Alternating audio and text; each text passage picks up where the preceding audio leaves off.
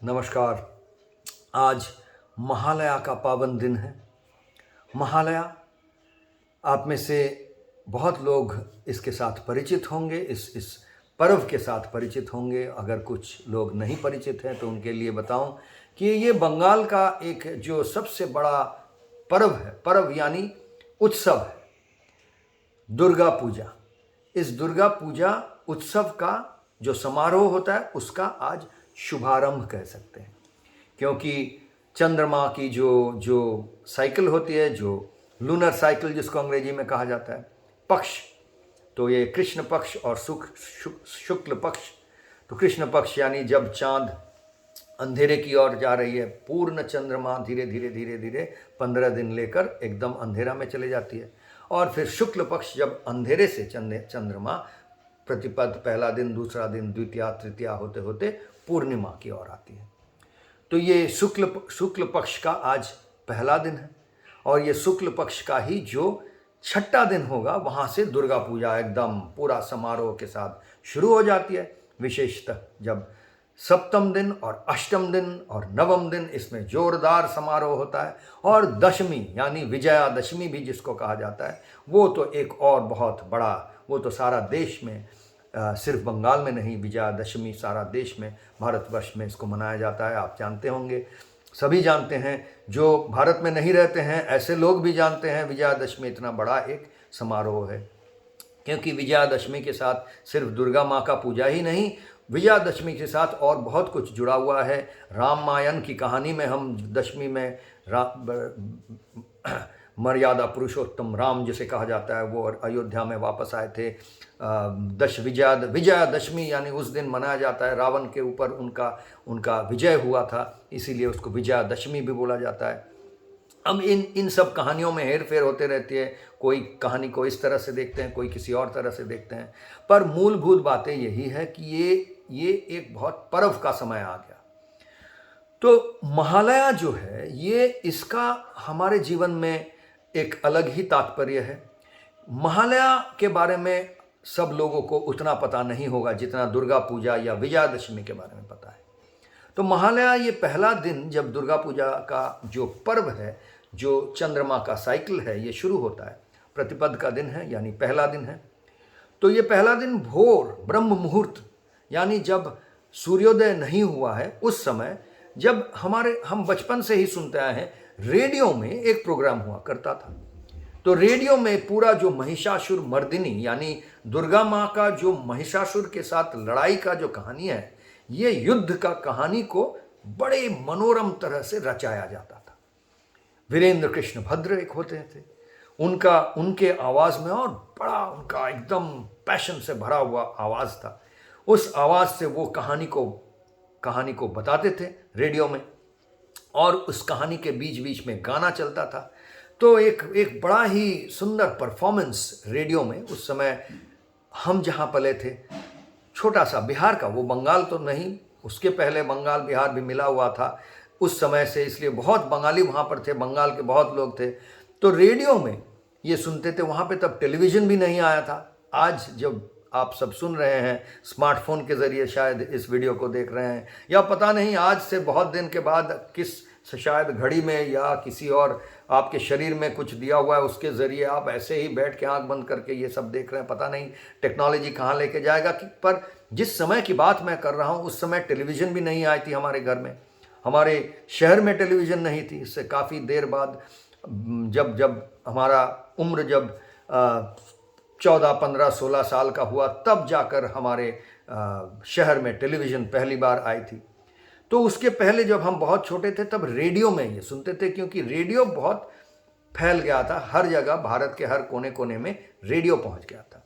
तो रेडियो में से ये कहानी सुनाया जाता था, और भोर में यानी कि ब्रह्म मुहूर्त आने से भी पहले एकदम अंधेरा, उस समय ये कहानी चालू हो जाता था, शुरू हो जाती थी। तो वैसे तो मेरे पिताजी रोज़, सिर्फ महालया के दिन नहीं, रोज़ ही रेडियो को चला देते थे सुबह सुबह, लेकिन वो सूर्योदय के बाद ही चलाते थे, क्योंकि रेडियो का प्रोग्राम साधारण तौर से उसके बाद ही शुरू होता था, इतना जल्दी भी नहीं शुरू होता था। लेकिन महालया का दिन विशेषतः रेडियो का प्रोग्राम भी बहुत भोर में एकदम 4 बजे, यानी कि सूर्योदय अगर 5:30 बजे है तो 4 बजे से शुरू हो जाती थी। और इस महिषासुर मर्दिनी यानी दुर्गा माँ के साथ महिषासुर जो असुर है, उनका जो लड़ाई है, इस लड़ाई का पूरा कहानी को सुनाया जाता था। तो हम बच्चे थे, हमारे लिए भी बड़ा बड़ा मनोरम ये बात था, बड़ा बड़ा रोचक कहानी था। और परफॉर्मेंस इतना इतना सुंदर तरीके से होता था कि सबको मन भा लेता था ये। और बड़े बूढ़े, बड़े बुजुर्ग, बच्चे सभी कोई मिलकर भोर में उठते थे, सुनते थे। उसके पहले दिन रात को बड़ा आयोजन किया जाता था। इस आयोजन में हम सब वेट करते थे कि कब ये भोर होगा। सब उठते थे और सुनते थे, बड़ा मज़ा आता था। बाद में ये सब पलटा थोड़ा। कॉलेज में गए तो वहाँ पर भी ये इसका प्रचलन था, पर वहाँ पे थोड़ा इसका रचना अलग हो गया था कि महालया सुनने के बाद सब कोई मिल के, कॉलेज के दोस्त मिलकर जाते थे, जाकर कहीं पर जलेबी खाना वगैरह, ये सब का एक प्रचलन था। तो इसका एक हमारी संस्कृति के अंदर एक अहम एक भूमिका था, एक अहम एक जगह ये बना लिया था ये महालया। लेकिन आज ये भी मैं कहना चाहता हूँ कि जो सत्य है, सत्य का कहीं और, सत्य को समझना बहुत ज़रूरी है। क्योंकि बचपन में सत्य ये लगता था कि ये महालया का कहानी हज़ारों हज़ारों साल पुराना है, यानी महालया जो रेडियो में सुन रहे हैं वो ही हज़ारों साल पुराना है, ऐसा लगता था। पर सत्य ये है कि महालया में जिस कहानी के बारे में बोला जा रहा है, जिस दुर्गा माँ और महिषासुर की कहानी को रचाया जा रहा है, वो कहानी हज़ारों साल पुराना था। लेकिन महालया का जो समारोह है वो बहुत नया, उतना पुराना नहीं। जब मैं इस पे गवेषणा किया, रिसर्च किया, तो यही पता चला कि ये 200 साल 300 साल भी नहीं, 1900 जब 1930s 40s कुछ इस समय में या उसके भी बाद में शायद इसका पहली बार जब रेडियो में इसको रचाया गया। तो ये उतना भी पुराना नहीं कि हज़ारों साल छोड़ दीजिए, 100 साल पुरानी भी बात नहीं थी। वैसे देखिए, रेडियो जो टेक्नोलॉजी है, जो प्रयुक्ति है, ये टेक्नोलॉजी ही नया है, ये तो हज़ारों साल पुराना टेक्नोलॉजी नहीं है। तो रेडियो के ज़रिए जब ये प्रचार हुआ, तो ये प्रचार व्यवस्था जो है महालया का, ये प्रचार व्यवस्था ये नया था। ये प्रचार व्यवस्था हज़ारों साल पुराना नहीं था। लेकिन हम मान के चलते थे कि ये हज़ारों साल से ऐसे ही होता आया है, ऐसा तो नहीं था।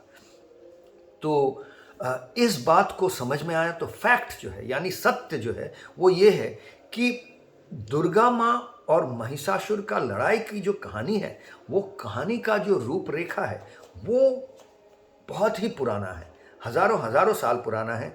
रामायण में, जैसे मैं कहा, ये रामायण की कहानी में भी इसका जिक्र है। तो रामायण कितने साल पुराने हैं हम सब जानते हैं। तो इसी तरह से वो कहानी बहुत पुरानी है, लेकिन उस कहानी को प्रचार करने की जो व्यवस्था हुई, वो ये रेडियो के माध्यम से महालया की, ये उतनी पुरानी नहीं है, ये नई व्यवस्था। अब एक साल ऐसा हुआ कि आकाशवाणी के लोगों को लगा, ये एकदम सही, मैं बचपन की घटना बता रहा हूँ जितना याद आ रहा है। आकाशवाणी के लोगों को लगा कि जिस तरह से महालया किया जाता है, महालया का प्रचार किया जाता है, उसमें थोड़ा तब्दीली लाया जाए, उसको थोड़ा नया किया जाए। बहुत पुराना तरह का हो गया, तो इसमें कुछ नई अंदाज से किया जाए। तो वो जो बंगला सिनेमा में जो स्टार लोग थे, चित्र तारका लोग थे, उनको लेकर आए और तब के परफॉर्मर्स को लेकर आए, और एक साल एक भिन्न तरह से इस महालया की कहानी को रचा गया। लेकिन वो सुपर फ्लॉप रह गया, क्योंकि उस साल किसी को भी ये मज़ा नहीं आया।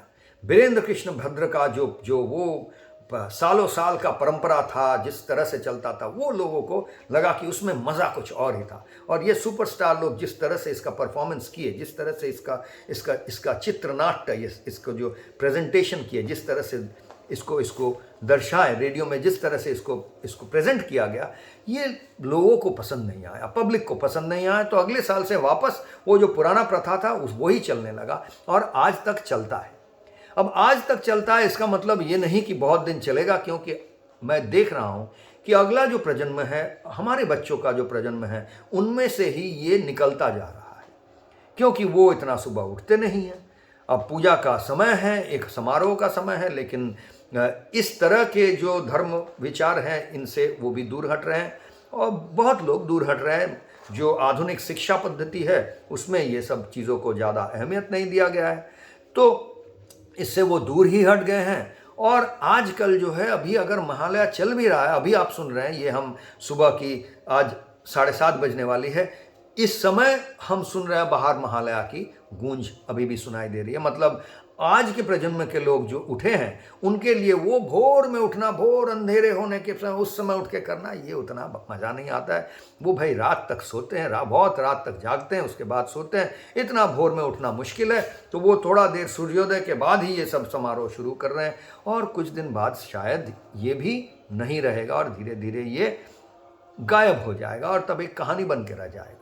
तो इसमें से ये पता चल रहा है कि कोई भी जो सनातन कुछ चीज़ है, चीज़ तो सनातन नहीं होती है, जो भी सनातन है, वो सनातन को जब हम प्रचार करने की कोशिश करते हैं, वचन में लाने की कोशिश करते हैं, उसके बारे में बातें करना शुरू करते हैं, उसको समझाने की कोशिश करते हैं, तो वो कोई एक रूपरेखा लेता है।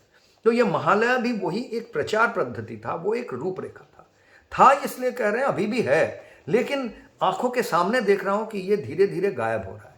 तो दो ही प्रजन्म की बात है, विशेषतः मेरे प्रजन्म की बात है। मैं अपने माता पिता को देखा हूं कि वो उनके समय से ये शुरू हुआ है, वो हमें ये संस्कृति देने की प्रयास किए, कुछ हद तक आ गया, क्योंकि आज सुबह भी भोर में उठकर, कल बहुत रात तक अपनी भी काम चली थी, बहुत रात को वापस आया था, दूसरा मीटिंग वगैरह थे, वहाँ से करके जब आए तब हमारे आश्रम में भी यहाँ पर सब सो गए थे, हमारे जो भी लोग थे, किसी को तब इतने रात को वापस आए, और आकर उसके बाद सुबह यही देखे कि किसी को भी जो पहले सो गए थे वो भी जागे नहीं थे, हम ही उठकर वो उसको चलाए रेडियो में जोर शोर से, कहीं पर भी कुछ सुनाई नहीं दे रहा था, तो ऐसा नहीं लग रहा था कोई भी ये उतना सुबह सुन रहा है। और धीरे धीरे हमारे आश्रम के लोग भी, जो बच्चे हैं, जो आज के प्रजन्म के लोग हैं, उसके बाद उठे और इस पे सुनने की प्रयास किए वगैरह। तो ऐसा लग रहा है कि ये जो प्रचार व्यवस्था था, महिषासुर और दुर्गा माँ की जो युद्ध, जो दिव्यता के साथ असुरता का जो संग्राम और संघर्ष की जो कहानी सनातन है, जो कहानी की रूपरेखा सनातन है, लेकिन उसका जो प्रचार व्यवस्था और जिस तरह से उसको रूप दिया जाता है, रूपांतरित किया जाता है, ये चिरंतन नहीं है। ये आपको बता रहा हूँ, महालया का जो ये प्रचार व्यवस्था, यही अपने आंखों के सामने देख रहा हूँ, ये हुआ और अब धीरे धीरे ये गायब हो रहा है। तो क्या सनातन है और क्या सनातन नहीं है, इसको समझना बहुत ज़रूरी है। और यही आज की सत्संग में मैं आपको समझाने की कोशिश कर रहा हूँ कि और महालया का जो कहानी है, इसको तो ज़्यादातर बंगला में है, बंगला, संस्कृत बंगला, गाने सब बंगले में है, तो इसको समझने की कोशिश करेंगे, समझ जाएंगे, क्योंकि संस्कृत से ही लिया हुआ है। ज़्यादातर शब्द जो है वाणी संस्कृत का से जुड़ा हुआ है, संस्कृत में ही है, तो जो हिंदी भाषी है वो भी समझ जाएंगे गौर से सुनेंगे। तो इसमें दो शब्द की प्रयोग होती है, चिन्मयी और मृण्मयी। इसका बहुत जिक्र होता है, बहुत बार ये दो शब्द महालया के कहानी के अंदर भी बोला जाता है। तो चिन्मयी यानी जो, देखिए हम लोग तन प्राण मन चित्त की बात करते हैं, तो तन प्राण हम कह रहे हैं जो शरीर और प्राण यानी शक्ति, तो ये मृण्मयी रूप है। और तन प्राण मनश्चित्त जो है वो चिन्मयी है, यानी कि वो चित्त की बात है, चित्त की बात सनातन है, जिसका कोई रूप नहीं है, जिसको हम अनिर्वचनीय कहते हैं। ये महालया के अंदर ही जब देवी दुर्गा की बात हो रही है, कहा जा रहा है वो अनिर्वचनीय है, तब उसको दुर्गा नाम कैसे दे रहे हैं? एक तरह कहा जा रहा है अनिर्वचनीय है, उसका दूसरा तरह कहा जा रहा है दुर्गति नाशिनी दुर्गा। अनिर्वचनीय ये भी तो शब्द है, अनिर्वचनीय शब्द का प्रयोग कर रहे हैं, तो एक शब्द हो जा रहा है, वचन हो जा रहा है। तो इतना समझना बहुत ज़रूरी है कि जो अनिर्वचनीय है, जो चिरंतन है, चिरस्थाई है, सनातन है, वो चिन्मयी है। चिन्मयी यानी चित्त की बात है, उसको आप शरीर से या आँखों से या शारीरिक या शक्ति से आप नहीं अनुभव कर पाएंगे कभी भी। उसको अनुभव करने के लिए आपको चित्त तक ही जाना पड़ेगा, और वहाँ पर चित्त में भी, चित्त का जो सबसे सूक्ष्म से सूक्ष्मतर से सूक्ष्मतम जो जगह है, जगह बोलना भी गलत हो जाएगा, जगह बोले तो वो सूक्ष्मतम नहीं रहा, तो वो सूक्ष्मतम अवस्था में ही उसको आप समझ सकते हैं। आप समझ भी नहीं सकते, आप समझ रहे हैं तो वो चिरस्थाई नहीं है। आप अगर समझ रहे हैं तो वो चिरस्थायी नहीं है इतना। लेकिन उसका एक आपको आप अगर समझ रहे हैं तो वो आप और वो अलग हो गए।